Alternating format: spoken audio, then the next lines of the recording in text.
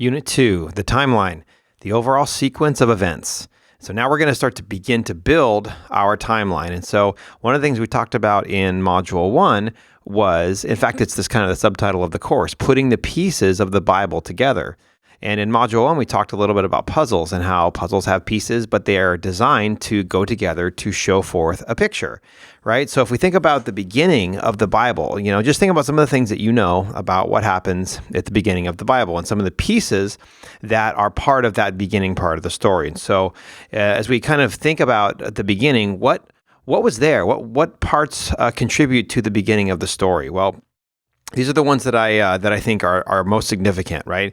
You've got God existing as a Trinity, right? He was there in the beginning. We've got angels and demons. We know that there's like a rebellion. We've got Lucifer in there, and we've got like two realms. We've got the heavenly realm and we've got the physical realm. So we've got these all these pieces that we know are part of the story, but how do they fit? How are they organized? So, the best place to start, obviously, is the very first verse, which in the first verse of the Bible begins with these four words: in the beginning, God. And I've heard people say that if we can't stomach the first four words of the Bible, there's no point going on, because even in the first four words, we see our main theme, don't we? We see the rulership, because God he is preeminent. He is the center of the story. He is the hero, and he was there in the beginning. And so the verse goes on and says, in the beginning, God created the heavens and the earth. The earth was without form and void, and darkness was on the face of the deep. And the Spirit of God was hovering over the face of the waters. Genesis 1:1-3. So here, the very beginning of the Bible, we talks about God existing and then creating. He created the heavens and the earth. So let's pause real quick. So we have God, right, who is a Trinity. God is existing eternally in the three persons. So the Father, the Son, and the Spirit were not created. They have existed eternally outside of space-time and outside of the natural order. So in the beginning, God wasn't created. God has existed forever, eternally. However we understand that, right, outside of time, which I don't necessarily fully get. But we also see the same spirit, the same thought at the beginning of the New Testament.